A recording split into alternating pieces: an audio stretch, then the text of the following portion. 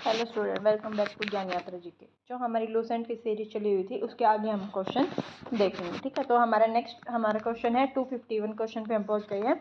आगे हम देखते हैं। तो हमारा पहला क्वेश्चन है, दक्षिण भारत का क्रमबद्ध इतिहास किस साहित्य से मिलता है। तो दक्षिण भारत के इतिहास की बात करें तो वो संगम साहित्य से देखने को मिलता है। नेक्स्ट है, संगम शब्द का शाब्दिक अर्थ क्या है। तो संगम शब्द वो परिषद अथवा गोष्ठी है जहाँ कवि व विद्वान एकत्रित होते हैं। नेक्स्ट, कवि और विद्वानों की परिषद के लिए संगम नाम का प्रयोग सबसे पहले किसने किया था। तो ये सबसे पहले 7वीं सदी के आरंभ में शैव संत तिरुनाबुकरशु अपार ने इसका वर्णन किया था। ठीक है, संगम काल में किसी भी रचना का प्रकाशन किसकी स्वीकृति के बाद ही संभव था। तो संगम विद्वानों की परिषद की स्वीकृति के बाद ही यह पॉसिबल था।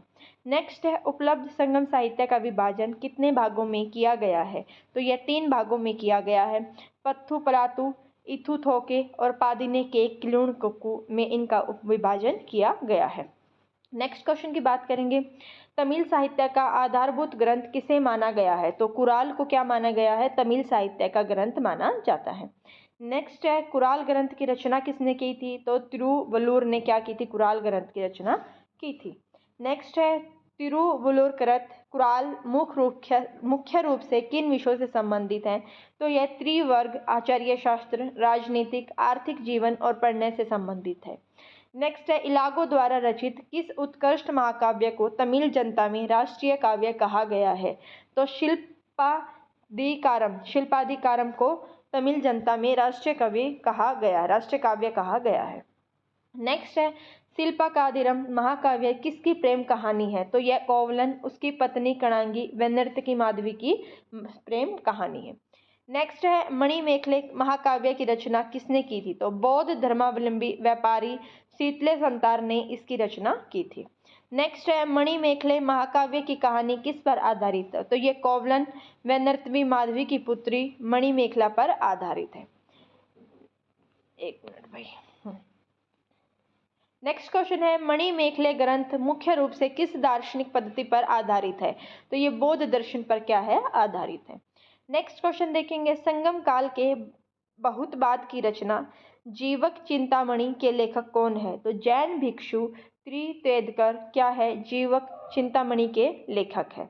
नेक्स्ट है, जीवक चिंतामणि के लेखक तिरुतदलवर पहले क्या थे। तो ये पहले क्या थे, एक चोल राजकुमार थे, लेकिन जब इन्होंने जीवक चिंतामणि को लिखा था तब ये क्या थे, एक जैन भिक्षु थे। ठीक है, नेक्स्ट क्वेश्चन देखेंगे, अति प्राचीन समय में तीनों संगमों का आयोजन किन राजाओं के संरक्षण में हुआ था। तो यह पांड्य राजाओं के संरक्षण में हुआ था। नेक्स्ट क्वेश्चन है, प्रथम संगम कहाँ आयोजित किया गया था। तो प्रथम संगम की बात करें तो यह मदुरा में आयोजित हुआ था, जो अब समुद्र में विलय हो चुका है। नेक्स्ट क्वेश्चन देखेंगे, प्रथम संगम के अध्यक्ष कौन है। तो अगस्त्य ऋषि को प्रथम संगम के अध्यक्ष माना जाता है। नेक्स्ट है, द्वितीय संगम का आयोजन कहाँ पर हुआ था। तो द्वितीय संगम की बात करें तो वो उत्तकपाटुपुरम अल्बे में हुआ था, और यह भी क्या हो चुका है, अभी समुद्र में विलीन हो चुका है। नेक्स्ट है, द्वितीय संगम का एकमात्र उपकरण व्याकरण ग्रंथ कौन सा है। तो ये तोलकाप्पियम क्या है, व्याकरण ग्रंथ है। नेक्स्ट है, तमिल व्याकरण ग्रंथ तोलकाप्पियम के रचनाकार कौन है। तो तोलकाप्पियर ही क्या है, इसके रचनाकार है। नेक्स्ट है, तीसरी संगम कहाँ पर आयोजित हुई थी। तो यह उत्तर मुद्रा में आयोजित हुई थी। इसके अध्यक्ष पद पर कौन थे। तो नकीरम क्या थे, इसके अध्यक्ष पद पर थे। नेक्स्ट क्वेश्चन की बात करते हैं, संगम साहित्य में तमिल प्रदेश के किन 3 राज्यों का विवरण मिलता है।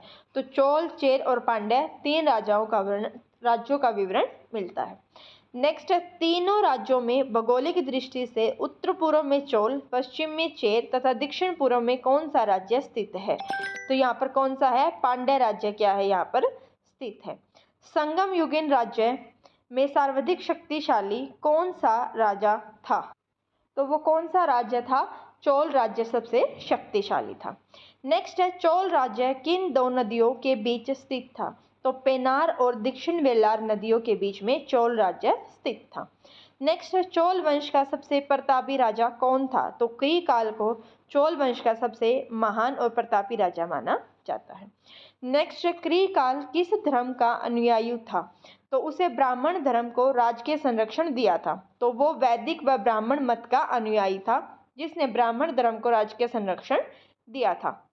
नेक्स्ट क्वेश्चन है, कावेरी नदी के मुहाने पर बांध बनवाने और सिंचाई के लिए नहरों का निर्माण कराने वाला चोल राजा कौन था? तो वो कृकाल था, जिसने बांध बनवाए थे, वे सिंचाई के लिए नहरों का निर्माण करवाया था।